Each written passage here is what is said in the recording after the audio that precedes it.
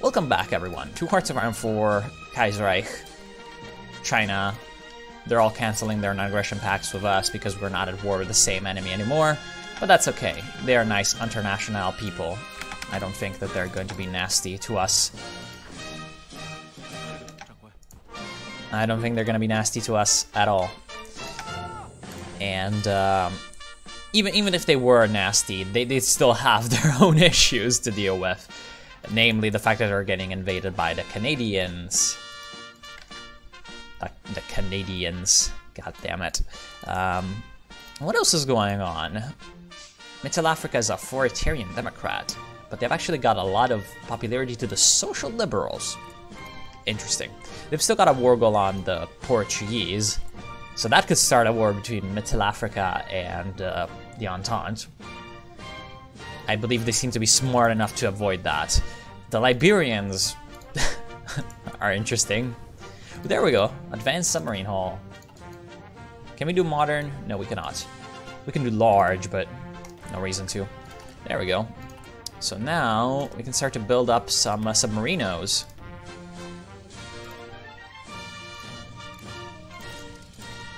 Submarine engine free, torpedo tubes. Yeah, that would be the snorkel. There we go. Let us rename it to Xiad class. I think the Chinese name their submarines after imperial dynasties, which is hilarious. So yeah, I'm gonna build my submarines with glorious names of, you know, Chinese dynasties. And the Xia are the first Chinese dynasty. There we go, converted carrier hull. I think I want to go ahead and get the most modern one. There we go. Still moving in on Mongolia. Oh shit. Excellent. Excellent. Very good stuff, boys. The Commune of France has capitulated. Not very good stuff, boys. They were our first mentors. And the fall of London. So the entire Internationale is in dire straits, basically. All right, keep him off of the army so that he does not like auto attack anyone. There we go. You little, oh, right, that's actually a good idea. I'm like, you little piece of shit, what are you doing? But that's actually a good idea, attacking Yinchuan. That's actually a pretty good idea.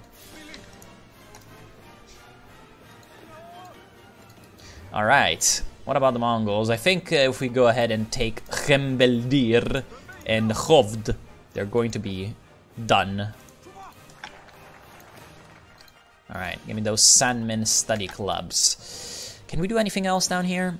Consultative conference, ooh. Oh, we could have national elections! Can we? Requires all of the following. Legalize pro-revolution. No, we cannot have elections. Okay.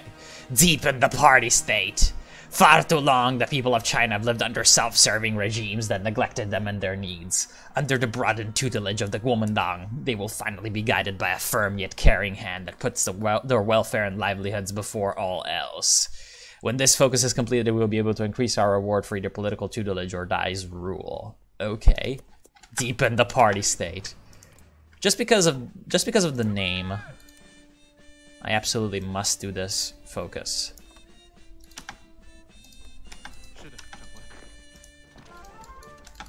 We're basically gonna establish full Dengism. Alright. Actually, I am going to,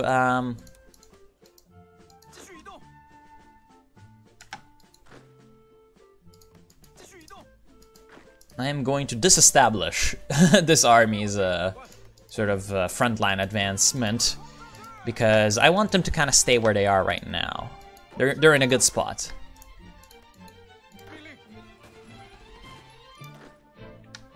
These troops are in a good spot. And there we go.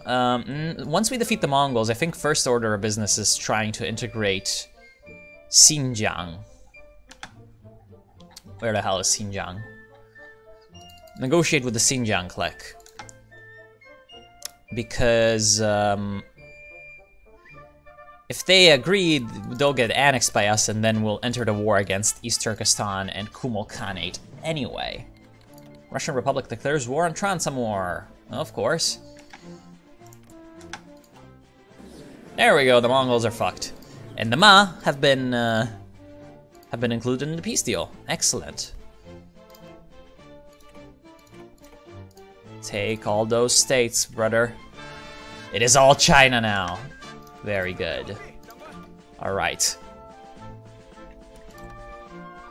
Now the Tibetans are not at war with anyone, right? Yeah, no. But we want to, I think we want to have our army sort of sweeping around before first going on Tibet, because Tibet is shitty territory. Anyway, let us negotiate with the Xinjiang clique. And we get also the fate of Mongolia. After a successful campaign of the steppes, we have now the task to restore the local, establish new administrative authority to restore peace. Liberate the loyal Mongolia. Now they have a special path, I believe, to be a Chinese puppet, but that's China. Yes, China is great, and as you can see, we can integrate quite a few of these Mongol provinces, the ones that are in Inner Mongolia, such as Ningxia. Well, Ningxia is not really Inner Mongolia, but you know. I believe we've also got Chahar as a core state. That's real Inner Mongolia. Very good. Now, in the meantime, this Red Army, which doesn't really have anything to do right now, they're gonna surround Shanxi. Or maybe Yunnan. Because what the hell is Shanxi gonna do, you know? While Yunnan, there might be some evil dealings ongoing between Longyun and the Germans or the British. Let us first go down and kill them, just in case they want to do some annoying shit, really. Oh, what is going on? Big lag. What the hell?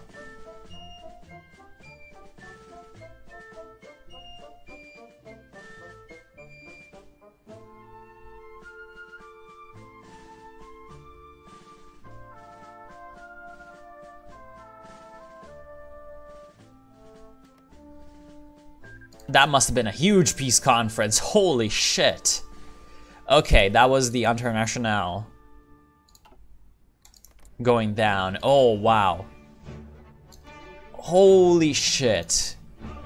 Okay, so Union of Britain annexed by the Canadians, Commune of France annexed by the Germans, Central America annexed by Canada, Commune of Hawaii annexed by German East Asia, Socialist Republic of Liberia annexed by Middle Africa, Norwegian Union annexed by the Germans, Socialist Republic of Italy annexed by the Germans, Chile annexed by Canada, as well as Argentina annexed by Canada. Holy crap. We'll see what they do with those. That had me worried a little bit for a moment. I thought that the game was basically crashing. Sardinia has joined the Reichspakt. Okay, so it looks like they've released Sardinia. Or have they? Oh, they've given... I didn't even think that was possible. They've given Piedmont to Sardinia in exchange for an alliance. Doesn't look like they're actually giving like all of Italy to them, though. They might want to try to restore the Italian Federation or the Italian Confederation. I'm not sure. The Italian Republic is part of the Donau-Adria-Bund. Will the two German Goliath factions fight over Italy? I don't know. He could be doing some Risorgimento stuff. Oh, so they're actually giving all of it to Sardinia. They want to create the Kingdom of Italy under the Savoyards. Yeah, look at that. Proclaim the Kingdom of Italy. Oh shit. The Xinjiang of the KMT have refused their offer. Nevertheless, they will pay in blood for their betrayal. It is a shame that it came to this still. We will find a time to deal with them. The little pieces of shit. We were gonna even aid them against their enemies. Oh my god. Oh well, next up I guess is prepare expedition against the Kumal Khanate and secure the frontiers. Wait, the two Sicilies has joined the Entente. Oh wow. The free factions are about to go fight over... The free factions are about to go fight over, over Italy. Oh no! What the hell? The Sardinians have decided to release puppets? Oh, they annexed them. They annexed Modena and Tuscany. But how did this land was German and then Sardinian. How did it go to the Pope, which then became which then is a puppet of the two? I have no idea what the fuck is happening. Anyway, it's pretty clear that the next flashpoint for the continuation of the Second Weltkrieg is Italy. Because look at this. Look at this. Like, all three major factions in Europe have these... Oh! There's two kingdoms of France. One under Henri VI d'Orléans, and one under Francois III, who I'm pretty sure is a Hohenzollern. Huh. And yeah, so basically now, restore the Kingdom of France. Now he can take, where is it? Return to Marseille. And now some interesting stuff can be ongoing. Support the Maquisard. You will encourage resistance in the south of France. The operation could be fruitful, but also dangerous, as the current ruler of France may intervene. I wonder if that can be done. Anyway, we have 40 political power. Let us secure the frontier against the Kumal. The evil Kumal Khanate under Bashir Shah, who are oppressing these Chinese people and preventing them from achieving unity with the rest of the glorious motherland. They shall be dealt with like the traitors that they are. Very good, my friends. Where's that fleet?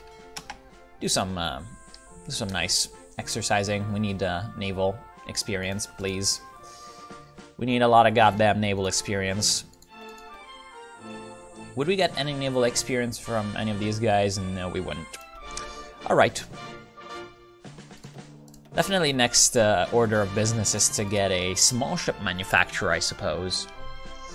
So that we can get better destroyers and submarines. And then some fighters. Some good fighters.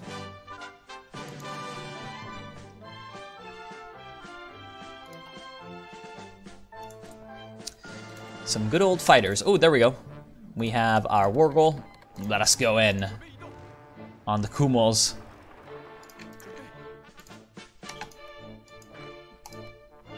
It is time for China to be united yet again.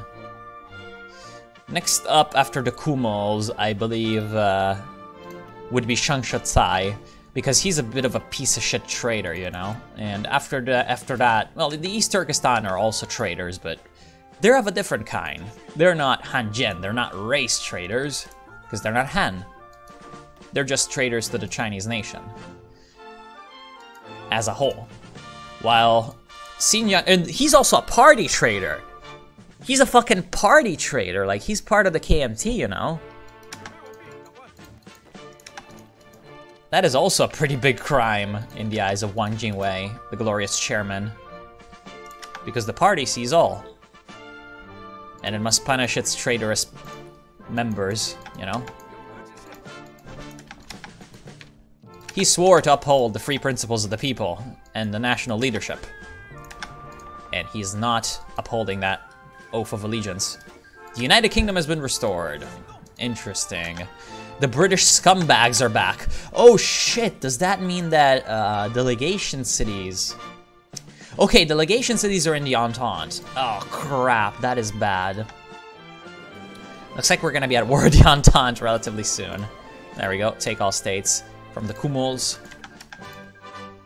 Alright, next up, Xinjiang clique. Secured frontier against the Xinjiang clique. The traitors.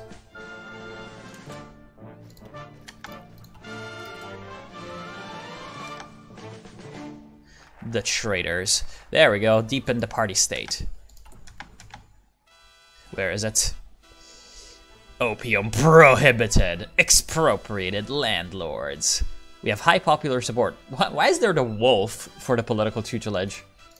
Interesting. You'd think that they could find a better...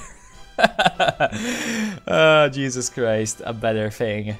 Pivot towards Washington. The United States of America exists. Intervene in Annam. The Indo-Chinese Union refused to cooperate with our government. We have refused to cooperate. Mission to Red India. Form the East Asian National League. I feel like that should be a priority at this point. Although, choosing the new Republican capital sounds pretty important right now. Let us choose a Republican capital. Now, Nanjing... Yeah, we're gonna need to discuss some things about Chinese cities, I guess. Nanjing is a pretty good seat for a Republican capital. For the Republic of China. I'm guessing the other options are going to be Guangzhou, Wuhan, which is Wuchang plus Hanyang plus Hankou, and I suppose Beijing. Now, another option that could be on the table, like realistically in this time period, would be like Shenyang.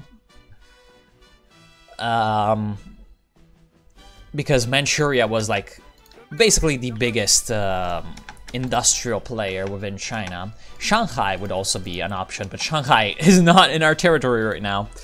Now, Nanjing basically got chosen as the capital of the Republic of China by Chiang Kai-shek, basically because the KMT power base was always pretty much closer to southern China than to northern China. Alright, there we go. And then it later got changed to Beijing again, because the communist power base, the CPC power base, was closer to North China. Wait, where the fuck did my tank go? What in the world is that? I have no clue, man. Oh, why did the tank get sent all the way there? I have no idea. Anyway. Oh, right, actually.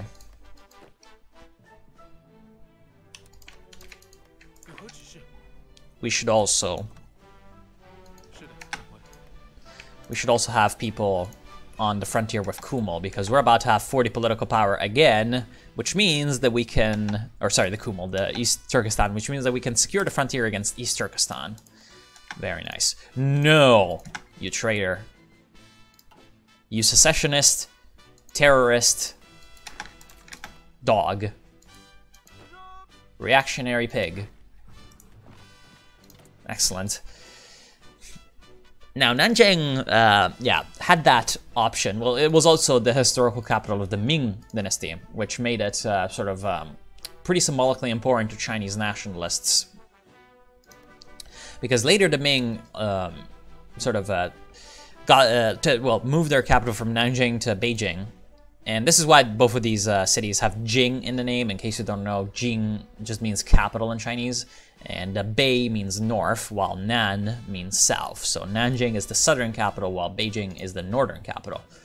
Now, for the same reason of like, you know, just generally the historical power base being closer, Guangzhou, Canton, could be a capital. Guangzhou was actually the capital of the first government that the KMT established. Araucania declared war on Uruguay. Now, I'd be damned if I knew what the fuck Araucania was. Okay. Okay. Uruguay is guaranteed the independence of Paraguay. The independence of Uruguay is guaranteed by Brazil. That's the new phase of... Looks like I was wrong. See, I thought the new phase of the Second Weltkrieg, which is what we're gonna call this, was going to be initiated by some fight over Italy. No. Or over France, possibly as well. No. It was actually gonna be done by Patagonia. Why the fuck is Patagonia, which is called Araucania, which has a weird tricolor under the Republic of Chile? No, under the Canadians. Why the hell did they get a war goal on Uruguay? And Uruguay is guaranteed by Brazil, which is in the Reichspakt. A glorious victory, comrade! That's a perfect timing right there. What in the fuck? What the actual global shit fuck? Anyway. Oh shit. Oh no, that's improving relations. Okay, see, I thought that was like the Saudi Arabians were guaranteeing them, and I'm like, yo, brother, am I gonna be at war with the Cairo Pact over this? Yo, are they coring? Oh my god, Pan-Arabia. Amazing. Pan-Arabia. That is very, very good. Pan-Arabic state. Oh my god. That's 19 divisions just standing in one place. Isn't that amazing? Go, go, my tanks.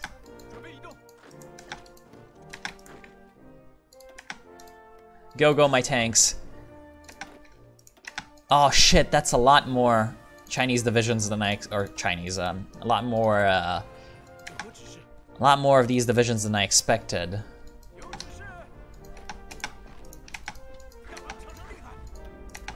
Let's try to sort of move around. Alright, so the Xinjiang are now in big trouble.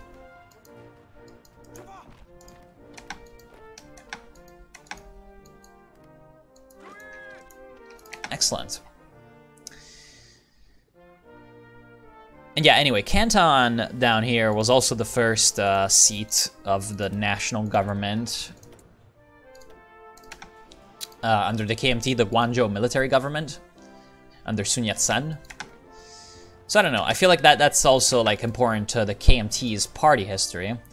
And of course Beijing, you know, since the Yuan dynasty, which is when the Mongols invaded in the 13th century and then later established their sort of rule over China, Beijing has been pretty much a historic power center for, well, most of the Chinese states because of the whole relationship with, you know, Mongolia and Manchuria. Like the biggest threat historically to the Chinese state had been the relationship with the nomadic kingdoms of Central Asia and especially Mongolia and Manchuria. And obviously having the capital in Beijing sort of helped with that, because at that point in history, you know, communication methods were not nearly as developed as they are today. So yeah, basically, if you had your capital way closer to who you were fighting, it was a lot better. And that's why Beijing eventually became the capital of China, because then, you know, these things sort of take on a life of their own and solidify. And even though before it was just, you know, for convenience, then it's like a tradition, and other power structures get sort of incorporated into the geography, such as road networks, sort of ruling infrastructure of various kinds, and yeah. Anyway, next up, prepare expedition against the Yunnan clique. Very good. And well, let us hope that we can get these tanks in there before these divisions run. Come on! Oh, damn it! I think their whole army is gonna be coming in very soon. Damn. Looks like they're gonna be able to escape. The fall of Moscow.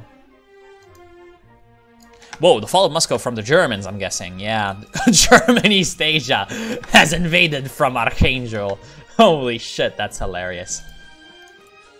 And Finland's in the Reichspakt. Right. Big Donkuban Union. Looks like Donkuban Union is gonna go basically the entire length of the Don. Yeah, they've got the entire length of the Don basically under their control. And they control Moscow. Cossack Russia soon, hopefully. Well, hopefully, I don't know. I don't know if that's something that we should hope for.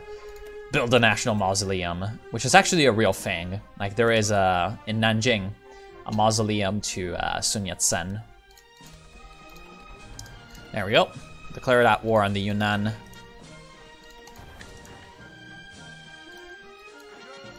And let us try to get to Guiyang.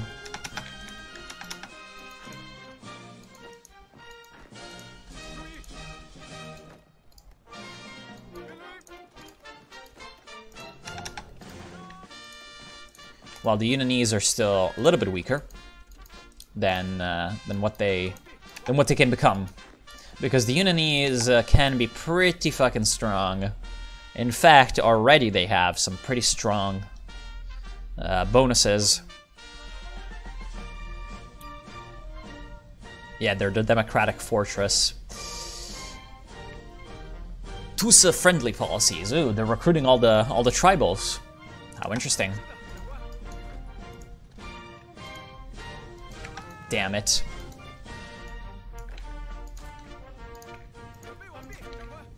Alright, let's try to unify these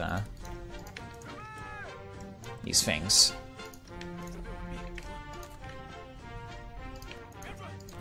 Excellent. Alright. I'll stop that automatic attack. So that, let's actually pop force attack here as well.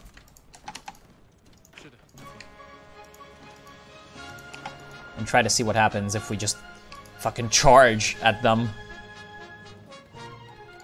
The Italian Republic has declared war on Rome. Wait, the Italian Republic? What the fuck is happening? Oh no, right, it's the Italian Republic up here. What the hell? Holy shit, looks like the Entente is just destroying the Germans in Italy, and the Kingdom of Italy has been pushed back to Turin already. And now the Italian Republic has declared war on Rome, so the Donau-Adria-Bund and the Italian Republic with it are going against the Entente. Anyone else in the Entente around here? The Belgrade Pact hasn't fallen apart between at least Romania and Serbia. What about Greece? Greece is in the Entente, that is exactly what I was thinking. So there's gonna be another sort of front between Albania and Greece. Okay, and Bulgaria is in the Reichspakt, so the war is expanding to the Balkans as well. Holy shit. What the fuck is this? He's an occupied puppet of the Donkuban Union? What in the fuck? I have no idea what's going on. Alright, what about the capitals? So declaring a permanent capital, okay. So declare Nanjing, Beijing, and Wuchang as well. So Wuchang, the birthplace of the glorious revolution that overthrew the decadent Qing. So yeah, and it's also, well, sort of representative of some of the parts of New China, essentially, because this is a like sort of new city that's developing along the Yangtze River, and you know, all of that. Now, Wuchang also, and Wuhan in general as a whole, also has a pretty important sort of history with Wang Jingwei himself, although in the Kaiserreich timeline this wouldn't have been the case, because when Wang Jingwei in real life was becoming basically the main leader of the KMT as a whole, politically,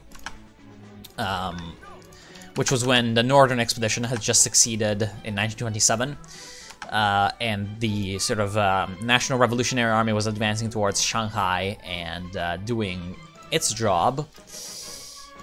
Chiang Kai-shek was the main military leader, while the main political leader was Wang Jingwei in the KMT. And basically, after after the first United Front, which was between the KMT and the CCP, the Chinese Communist Party that had just been born, collapsed, a part of the KMT forces were like, what the fuck? This ain't, you know, A glorious victory, comrade. interesting. this ain't what we had in mind. I thought we were supposed to be a united front, and basically what happens is they kind of quote-unquote defect. All right.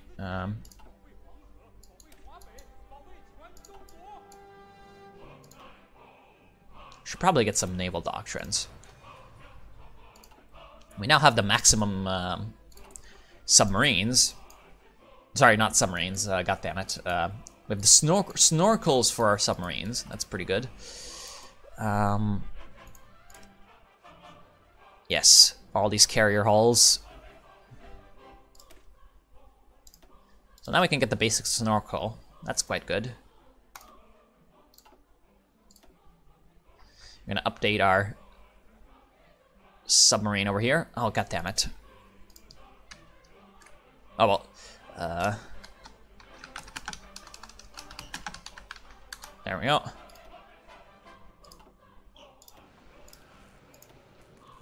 Excellent. We're gonna make a great submarine force for China.